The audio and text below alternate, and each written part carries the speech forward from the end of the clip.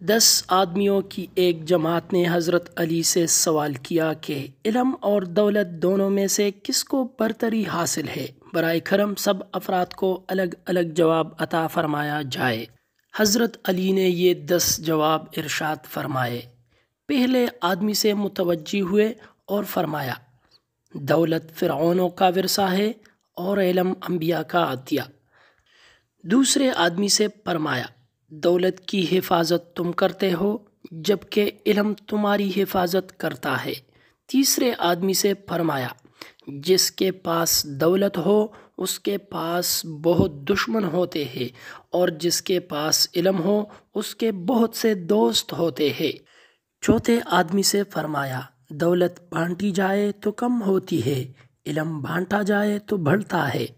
پانچویں آدمی سے فرمایا، دولت مند کنجوسی کی طرف مائل رہتا ہے اور علم والا پیازی کی طرف۔ چھٹے آدمی سے فرمایا، دولت چرائی جا سکتی ہے جبکہ علم چرایا نہیں جا سکتا۔ ساتویں آدمی سے فرمایا، دولت محدود ہے، اس کا حساب رکھا جا سکتا ہے، علم لامحدود ہے، اس کی کوئی انتہا نہیں۔ آٹھویں آدمی سے فرمایا، دولت وقت کے ساتھ گھٹتی رہتی ہے، علم کبھی نہیں گھٹتا۔